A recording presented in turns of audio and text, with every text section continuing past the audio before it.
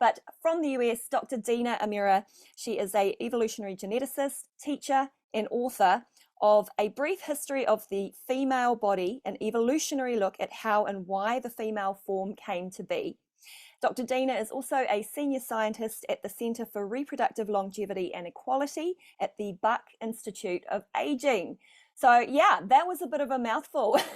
And I think it's just going to be way more interesting to hear about you, Dr. Deena, from your perspective, like a little of your background and how you came to be working in evolutionary geneticism. Is that the thing? Yeah, sure. First of all, thank you for having me on your podcast, Tracy. I'm really sort of heartened that the conversations about menopause are, it's been such a taboo topic. And in the last, I don't know, five years, let's say, and really heating up in the last year, people are talking openly about this stage of life that so many women, half the world Half the is world, all the women. Yeah. all the women, Yeah. this is something that every woman goes through. So I'm so excited that we're having this conversation, that, around the world, people are having this conversation. I think, you mentioned my book. One of the reasons I wrote A Brief History of the Female Body is that I feel women deserve to know more about their bodies. Yes, girl. And women deserve more research and research dollars spent on, our bodies, what's happening in our bodies, how we can live healthier lives. If we get sick, what is the best way to deal with it? So it's just, it's one of the reasons I wrote my book. Now, my perspective, of course, is, I'm an evolutionary biologist. So, nothing I talk about really is prescriptive. Yeah. I just find it fascinating. And I feel strongly that sort of the evolutionary perspective is really important, in the understanding of how our bodies work the way they do, and even how to treat them, in the best way. So I think, the evolutionary component, it's not why I do what I do. I just think it's fascinating. I'm just really interested in how and why. Really, for me, it's the how, but the why is also fascinating. How and why do bodies evolve? Why? So, my background, my actually, I have a master's in anthropology. So I've always been interested in humans and human evolution. But in my master's degree, I sort of decided I was less interested in studying bones. So I went on a Neanderthal excavation and, spent hours in the lab studying bones. But what I realized is that I'm just more interested in genes, as a way to sort of study our past. And I also realized I'm actually more interested in sort of broader questions about how bodies evolve. So, I'm interested in what's happened in humans, but I'm also really interested just generally in like, how do big changes in bodies happen, like at the genetic level? So, after my master's, I did a Ph.D. at Yale, not in the anthropology department, but in the ecology and evolutionary biology department. And I worked with someone who was studying the endometrium, and he was asking some really interesting questions about, how did pregnancy evolve? We basically are mammals, and actually the very first mammals laid eggs. And so, one of the questions we were really interested in is, well, how does a mammal go from laying eggs to growing babies inside their bodies? Like, that's a radical change. So radical. Yeah. How do those kinds of changes evolve? So I got really interested in the female reproductive system, and studied, like I said, pregnancy. I studied the evolution of periods, which involves the endometrium, the lining of the uterus. So I got really interested in those kinds of questions. And then I studied the brain. So, after you get your PhD, people tend to then do a postdoc, which is just, working in a different lab, answering Usually a similar type of question, but maybe in a different system, or, it's a chance to try something new. So I wasn't focused on female reproduction in my postdoctoral lab. I was focused on the brain, but very similar types of questions like, mammals have a neocortex, other types of animals don't. How did that happen, like at the genetic level? And then while all of this was happening, I was having babies myself. So Yeah. actually, the first idea for this book, A Brief History of the Female Body, came when I was backtracking a little bit, when I was doing my PhD. So I was studying the evolution of pregnancy, and I was actually pregnant with my first baby. And my mind was blown with some of the things that I was learning about, why am I experiencing morning sickness? Why are there all these bad things that can happen? Like pregnancy seems to just, evolution is all about reproduction. It should just work. But, humans have a really hard go of it. So I was going through my pregnancy, and then I was also studying pregnancy, and it was like, I would stop myself, I don't know, every day learning some new mind-blowing thing, saying, other women need to know this, and Yeah. that was that was a while ago. So my oldest child is 13. But that was sort of when the kernel of the idea sort of popped up. And I have 4 kids. So, it's my oldest is 13, my youngest is 4. So it's been a hard road. It's hard to be a scientist and, have such a full family life. And so after my second postdoc, I also moved across the country with my husband and our 3 kids at the time. I thought, let me take a pause. I had this idea for a book, so I wrote my book. But as I was writing it, actually before I was writing it, I connected with the Buck Institute, which is this research institute on aging, conveniently located 20 minutes from my house in Northern California. And so they were doing something really interesting. So they, are broadly interested in aging, but they had gotten this huge pot of money from an investor very interested in female reproductive aging, so aging of the female reproductive system. And they investor shopped around, looked at the Buck Institute and some other universities and decided, this is where I want this center to be. And so it was kind of this awesome sort of serendipitous thing where I'm starting to write this book on the female body. I have sort of this unique perspective. They don't have a lot of, or any, I think at this point, evolutionary biologists who work there. So that's when I sort of started my relationship with the Buck.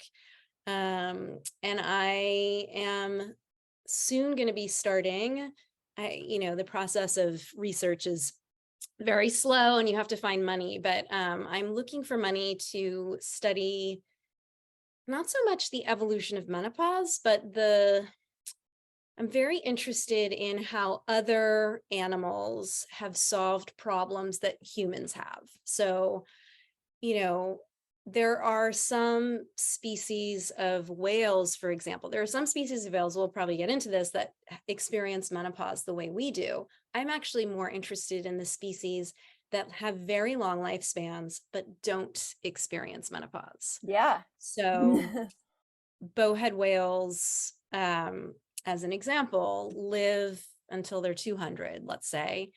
And as far as we know, they don't go through menopause. And, there are some folks who have looked carefully at their ovaries. Of course, whales are hard to study.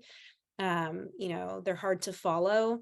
But, we have some fancy tricks. So you can look in their ovaries and see evidence that they're still ovulating, like up till like 150, some like phenomenal number,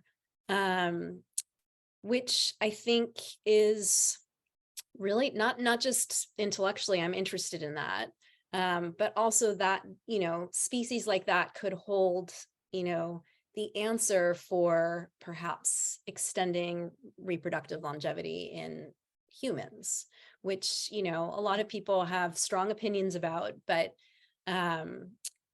if there were a way to do it, I find that, a lot of people study lab animals, which is amazing. You can manipulate them in exactly the way that you want. They're all genetically very similar, so you don't have to worry about differences in genetics. But lab animals are not humans. And many interventions that work in, let's say, mice don't work in humans. And so I'm more interested in sort of looking at what's happening in nature, to see how some animals have solved some of the problems that we face. Yeah. Wow. Um, Okay. yeah, that was, sorry, You've I got me went on and on. firing. No, I've got questions because I'm like listening to what you're saying, and I am fired up for the questions that I want to ask you specifically on menopause, because you've talked about fertility and reproduction, and I think that that's a whole other conversation, which is also really fascinating. I want to touch on the menopause part, of Absolutely. which you have a whole chapter dedicated in your book. For the listeners, I'll put the links in the show notes so that they can also look and potentially find when they can get a copy. So we're looking at the relationship between evolution and menopause. My questions: what's the purpose of menopause? Like, Yeah. why is it happening for humans? I mean, I'm spending quite a lot of time in this space having conversations around it being a complete shit show, and Yes. how difficult it is for women, and how little information we have, how uneducated many of our local doctors are. Not their fault all the time, just they haven't had the education. So we're coming to the stage of Gen Xers, I'm one, who are very loud saying, why do we not have information on this, and why is this happening to my body and nobody told me about it? So from your perspective, can you share or shed a light on, why are we actually going through this? Yes. I mean, so it's a hard question to answer. I think there's a lot of components of it. We, there are some things that we know. Okay. So like at a very basic level, why do we go through menopause? One answer is, well, we go through it because we run out of eggs. So, I think that that's sort of the first thing that we have to talk about. Something that's obvious to most women is that, we have this time period that we're able to reproduce, and then we can't anymore. And that's very different from men. Men continue making sperm throughout their life. And, they're again, at the most basic level, the reason we go through menopause is that we run out of eggs. So we make all our eggs when we're, during fetal development. It's a very big number. So, we think the maximum number of eggs that a fetus makes is like 7 million. So that's a lot of eggs, because, you think about how many eggs a woman would ovulate during her reproductive years, and it's something like 400 or 500. So, where do all the other eggs go? So that's an interesting question. But, again, back to that basic fact is we make all our eggs up front, and then we lose the ability to make any more. So, we lose basically the stem cells that replenish eggs. Men don't do that. Oh, that's the difference then, isn't it? Yeah. Yes. Okay. Men retain the stem cells. And so they are able, after they hit puberty, they're able to continue making sperm until old age. Now, they have problems with their sperm as they get older. I mean, it's not, a perfect world for them either, but they don't lose the ability to make sperm. Whereas we have this like fixed supply, and the supply runs out. So, that's kind of fact number one. Fact number two, and, I think of all of these things from the perspective of, evolution. So usually the first thing I do when I'm looking at a trait is I say, well, who else, has the trait of interest? Are we the only ones? Because you hear that, humans are unique in having menopause. It's a little more complex than that. We're not totally unique. But, getting back to, we make this sort of basket of eggs up front, and then we don't touch it until we don't touch it after we're born. Like we cannot continue making eggs. So all mammals do that. We're not the only ones who do that. That's like a very ancient trait. And actually all birds do that too. So we make these eggs and then that's it. They have to basically survive and be enough for the rest of our lives. And, there's, I think, a really interesting idea on why there's this big difference. So why do we make our eggs up front? And why do male mammals and male birds have these stem cells that can keep making the sperm? The most reasonable idea is female mammals, including humans, female mammals and birds, we invest a lot in reproduction. You think about the life of a female mammal, like, a mouse or an elephant, all of the mammals that exist on the planet now and who existed in the past. A female is making these bigger sex cells. So she's making eggs. When you compare an egg to a sperm, you already see this humongous difference in investment. The egg is this big, plump, huge cell, and a sperm is this tiny little thing, right? You can make millions of eggs, billions of eggs for the same amount of energy that it takes to make one egg. So that just in making those cells, there's this huge difference in investment. But then a mammal gets pregnant, carries a pregnancy, that's many months where she's not doing anything else. A mammal is nursing her offspring, that takes a long time. A male mammal is not doing any of that, and probably isn't involved in caregiving. So we actually think that making all your eggs up front is it's almost a system of quality control, because, the problem with continuing to make your sperm is that they start accumulating these mutations, and mutations are bad. So it makes more sense almost to sort of make your pile up front and try to keep them around for as long as possible. That's not an easy task either. And we'll get into that. Versus, continuing to make sperm. And because as you continue to make sperm, they develop all sorts of mutations. For a male mammal that's not doing anything to care for the offspring, it doesn't really matter. But for a female mammal, she is trying to invest in offspring that are going to make it, because she's investing months, years. A primate is investing years. An elephant is investing years in each baby. And so, this is, in my opinion, sort of the earliest form of, it's like a quality control, quality checkpoint. Let's make sure that our eggs are as healthy as possible. And that's one of the reasons we make so many, and so many of them die. It's like our bodies are going through, and the ones that aren't of good enough quality, many of them, not all of them, because we're losing so many and we don't know exactly what's happening, but we know that some of them we lose because they're not good enough. And that is really important, again, for a female or male, if you're investing a lot in your offspring, whether that individual is female or male, it just tends to be females in most species. Individual species will evolve ways to try and direct investment to, the eggs, the embryos, the babies, the children that are going to make it.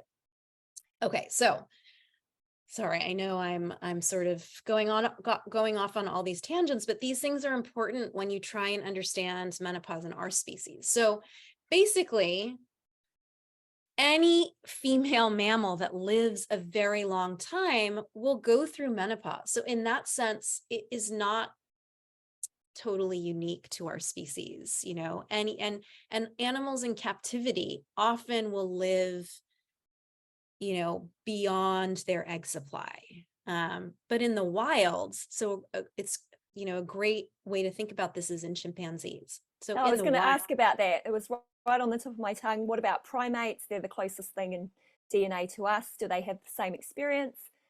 Yeah.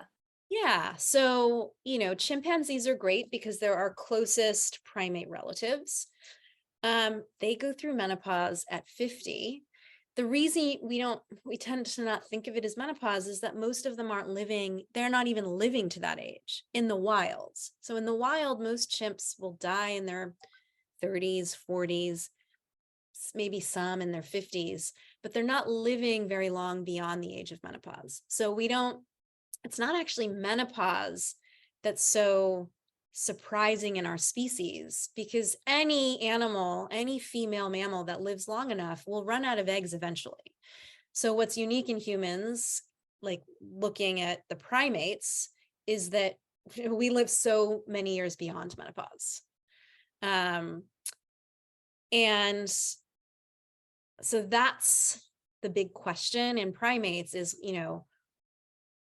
some will argue actually menopause didn't really evolve. We inherited menopause, and what evolved is how long we live beyond menopause. So that's the evolution of the human race, really, isn't it? It's just that we're just living longer, and now we're like, okay, many of us are challenged by menopause symptoms, and how long is this going to go on for? So we're just kind of finding out the answer to that. And like you mentioned it right at the beginning, there just hasn't been the research or the funding to give us definitive answers to what to expect, right? I'm hopeful that things are changing in the right direction on that. I feel like things are changing. Like you mentioned, people talking about it in the last year, the acceleration of the conversation. It's definitely happening here in New Zealand as well. And of course, the medical support that's offered to women if they want to take that route. Yeah, so we're getting somewhere, but I still have questions about the past and the evolution of, why are we here and what can we expect? I have a quick question for you now. Does environment and lifestyle affect your menopause or your experience? And we didn't actually speak about this in advance. I just am thinking about, does your environment affect your experience? Yes. Genetics is probably the biggest player, but absolutely lifestyle, environment plays a role, not just in when you go through menopause, but also how you experience menopause. So I think the genetics is easier to understand. I think the environment and lifestyle factors, are harder to tease apart, and it's harder to pinpoint, because many of the factors go together. So, probably the most solid correlation between age at menopause and, some environmental factor is smoking. So women who smoke hit menopause earlier. And, it's not surprising, tobacco toxins are really bad for our follicles, which are the little homes for our eggs. And, there are also, studies showing that women from certain parts of the world, developing countries in particular, hit menopause a little bit earlier. But we don't know, is that because, their genetics are slightly different, or is it something different about lifestyle? I would say definitely it plays a role, but we don't know, we don't have all the answers. I think that we probably experience menopause differently than our human ancestors thousands of years ago. I think diet and sort of our physical activity levels have a lot to do with that. So there have been plenty of studies on, populations that, maybe live closer to the way that our ancestors would have lived. So hunter-gatherer groups. And, those types of populations don't report the same level of, symptoms during the transition to menopause. There was this one study on Mayan women.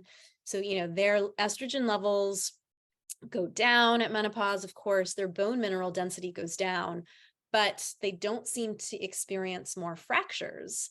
And, that's probably because of the way they're living. I mean, we're Yeah. all told as we hit, our 40, the time around menopause, that strength training is really important. Yeah. 100%. It's like, I'm all about it.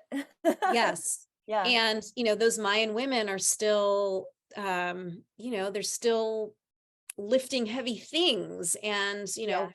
they're in their daily life. This is, it's not like they're going to the gym and strength training, but their lifestyle incorporates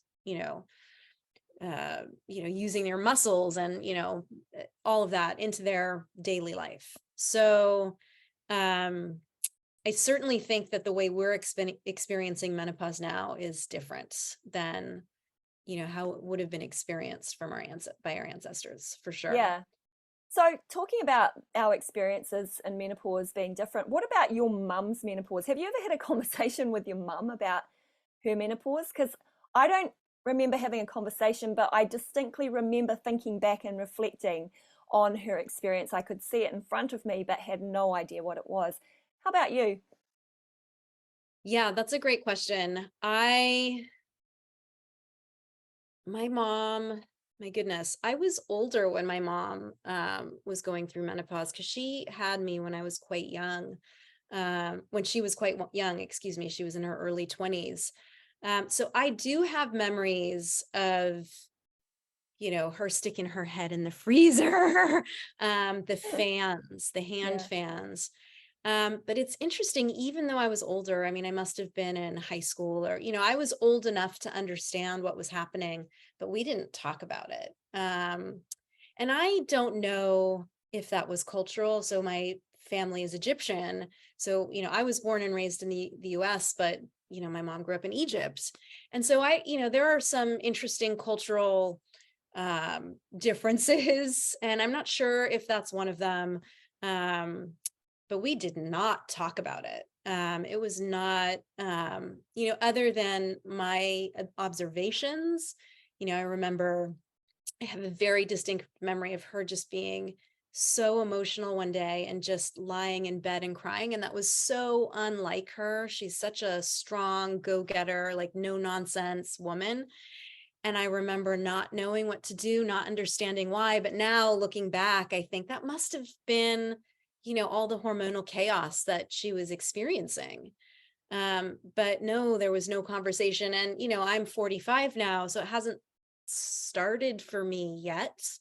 But I don't think that my mom is gonna broach the topic with me. That's interesting, eh?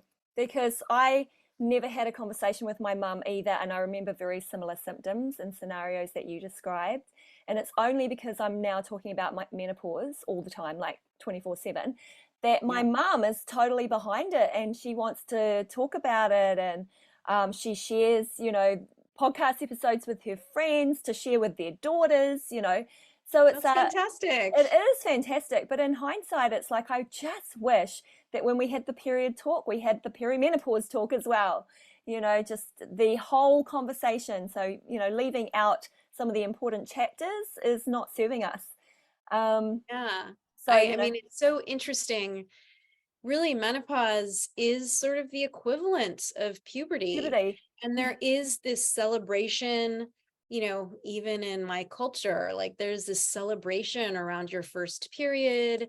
And it's, this rite of passage, you're becoming a woman. But there is, I mean, maybe in some cultures there is something similar, but I think in most there isn't. And the education, in school, there is I have had two kids go through puberty education. It's something that they're talking about, even if they don't want to be, something they're learning about, but there isn't that equivalent, level of education around menopause in sort of a systematic way. We're not in school when we're, going through menopause. So how do you do it? But I came across this really interesting statistic the other day that only 20% of so the obvious people we would talk to about it is our doctors. Doctor, yeah. I know what you're about to say. Yes, but menopause isn't in the curriculum at most medical schools, which is just kind of unbelievable. Yeah. It's kind of unbelievable.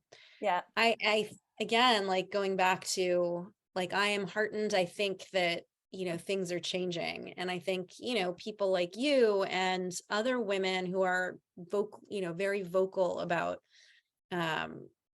this life stage. I think things are changing for the better. Yeah, they are. Yeah.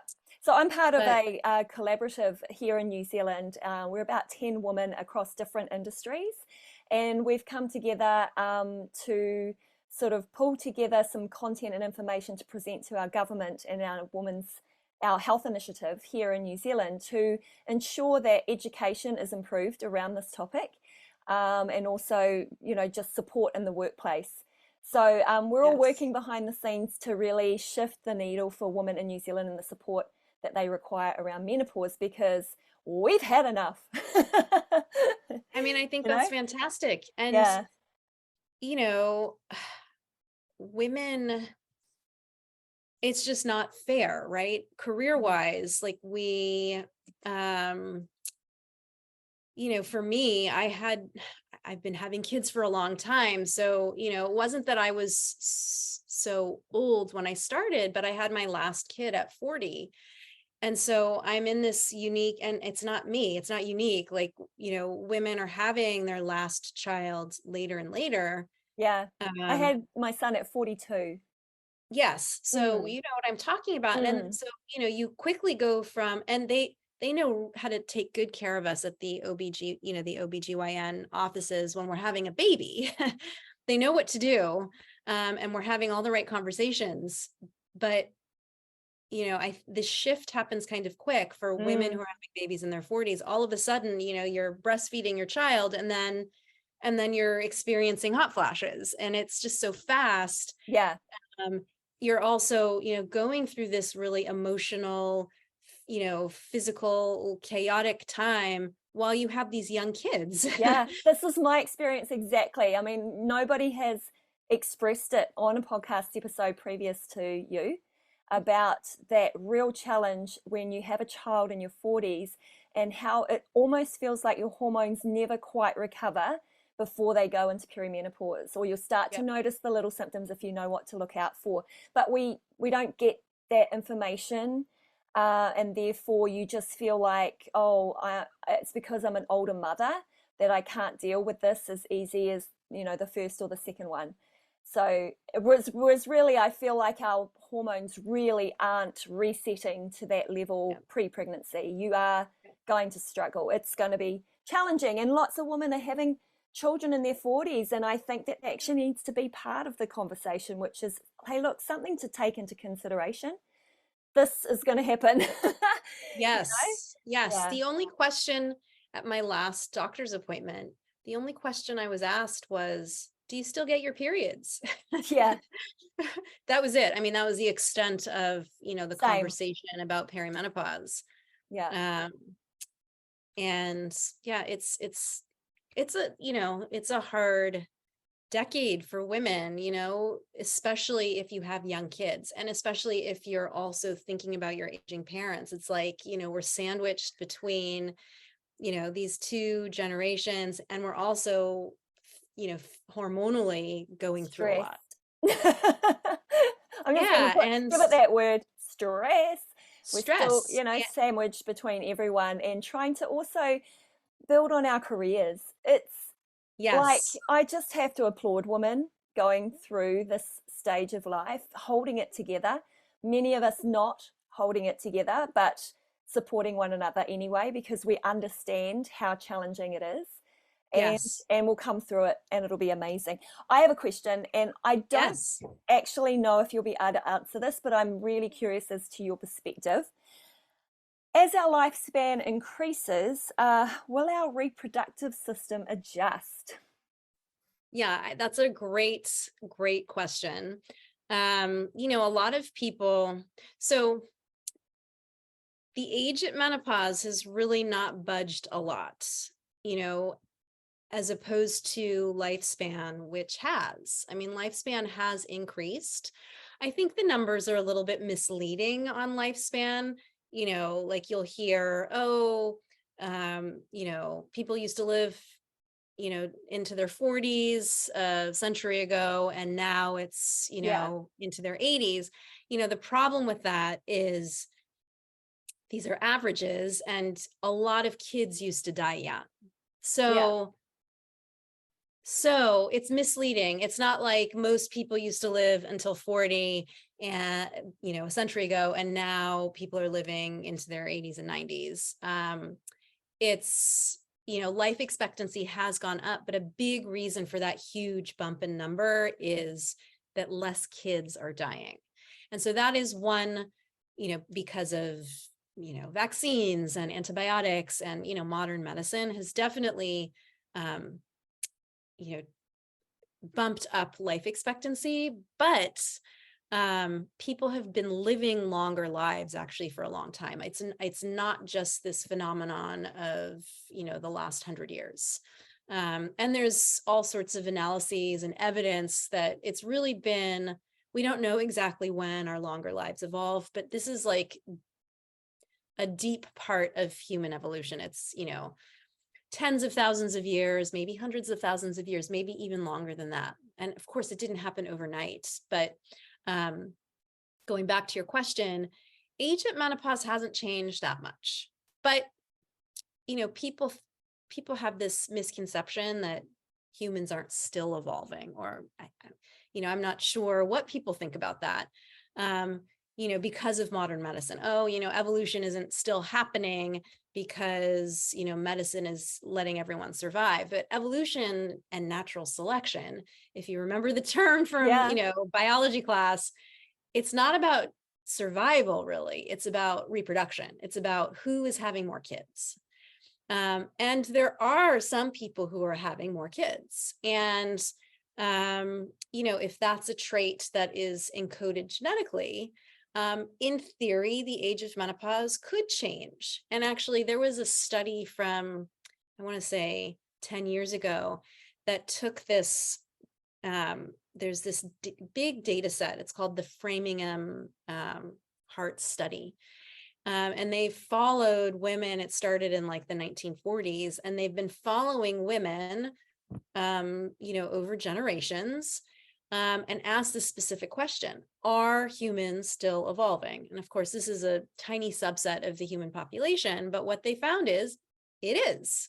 And they predicted, it was super interesting. They predicted that future generations of this population of humans will be slightly shorter, slightly more stout, have slightly lower blood pressure, I think slightly lower cholesterol, and slightly longer reproductive lifespans. So meaning having first period a little Periods. earlier 10, and having 11. menopause a little later. Yeah. Okay. And you know, the differences are so slight, and we'd Mm. really need to look, you know, at a larger cohort of people and follow them for a longer time to really get a sense of whether this is, you know, true or not.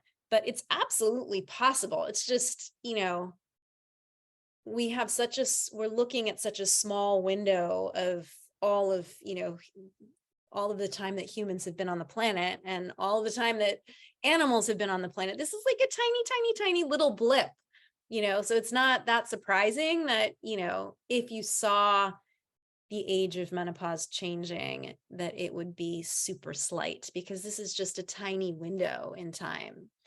But absolutely, it is possible. And there, you know, are examples of somewhat recent evolution of other traits, you know.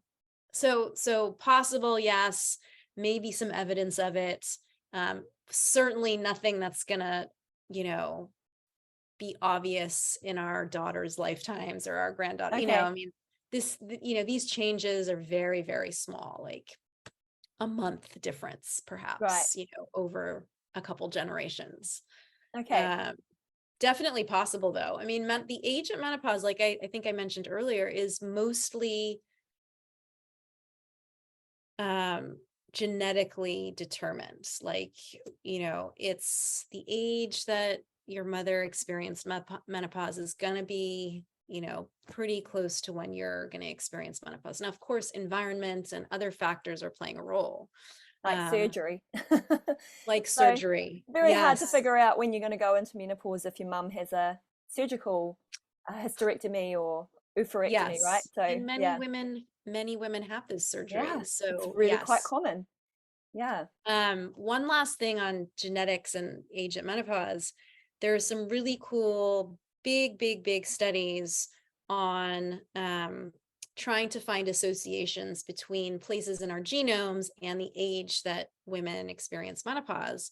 And one of the connections that is coming out of these studies is that women who reach menopause later seem to have better functioning. We don't know, but there seems to be a connection between genes in that repair DNA.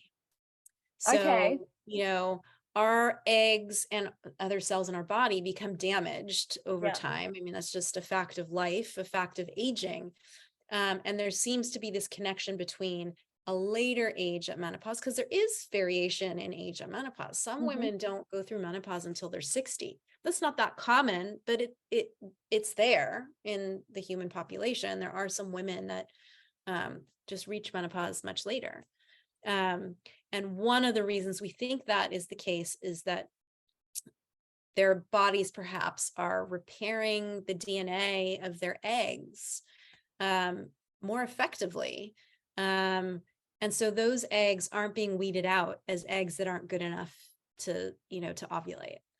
So they continue to ovulate, therefore they're not going through menopause.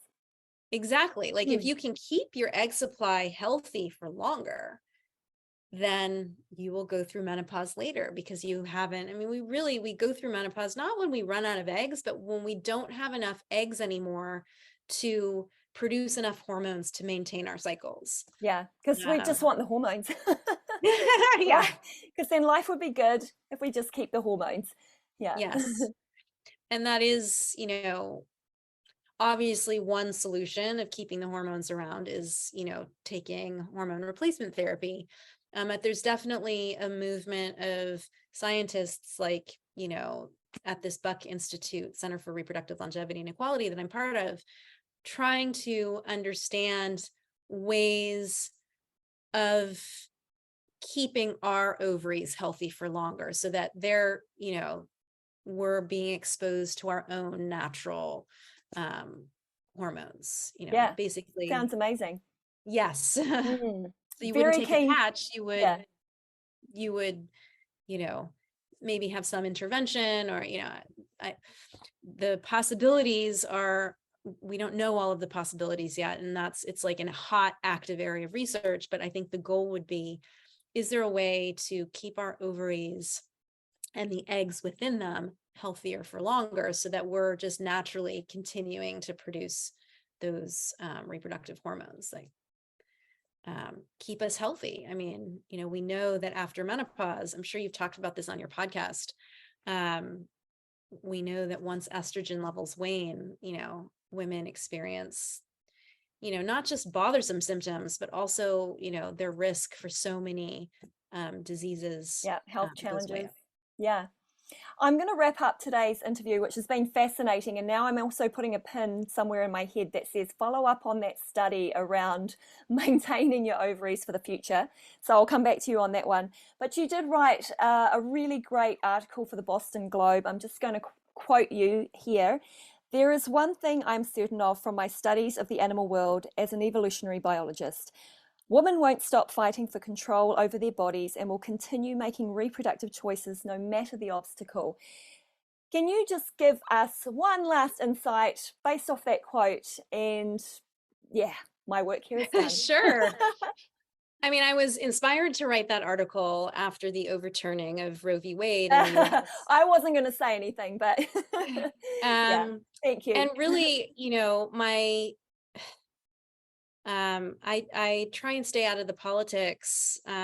It's just that when I see something like that happen, I can't help again, like coming from my perspective as an evolutionary biologist, I can't help but want to teach people or tell people or remind people about reproductive choice in the animal kingdom, because, the impression is that, women who want to, have choices about their bodies, about when and how they reproduce, that's like, um, some fringe group, or like not the majority of women.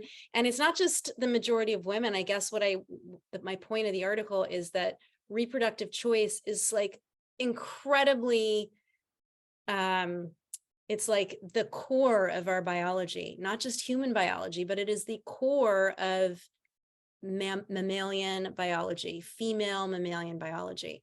And it goes back to some of the topics that we talked about in this podcast. Females invest a lot in reproduction.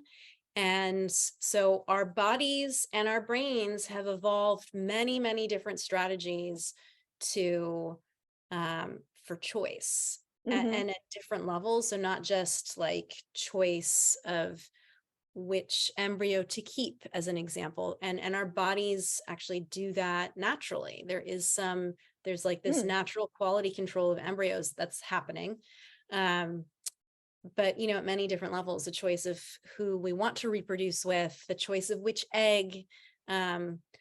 So it is, as I think about it, it's reproductive choice is the equivalent of eating. It is just as important as eating, sleeping. The females that evolved choice are the females who became our ancestors. And I'm not talking about our human ancestors. I'm talking about our mammalian ancestors. So those females who developed, whether it's a behavior or actually a change in their physiology and survival mechanism as well, like yes, choosing whether to have a pregnancy or not. As a mammal, they actually have those choices, don't they? Like, if they're feeling that their environment is risky, for example, the primates in Borneo, the environment is risky, they're chopping down the trees or they're firing up the forest, it's probably not a good time to have a pregnancy.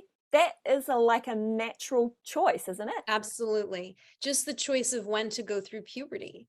I mean, that is obviously a female primate or a female mouse, or, whoever you want to talk about, they're obviously not consciously making the choice, but it's like it's part of our biology, is that those choices are being made. And, I view, the choice that we're talking about in humans is just a natural extension of those choices that we have been making literally for hundreds of millions, even longer than that, of years. So it's, I think, I think it's, a lost cause. It's like, it's just too important for women. And I don't think they're going to easily give up that right. And they will make choices whether or not they are allowed to, or, regardless of how hard it is, like they will be making those choices. Correct. Yeah. Yeah. Interesting times, Deena. Yes, it is. Yeah. Hey, thank you so much for your time on the podcast. I love this type of conversation, the science, the genetics, the DNA, like everything. It just gets my brain fired up. And thank you for answering my questions. Yeah, thank you for having me on this podcast, Tracy. I had a great time, and continue the good work.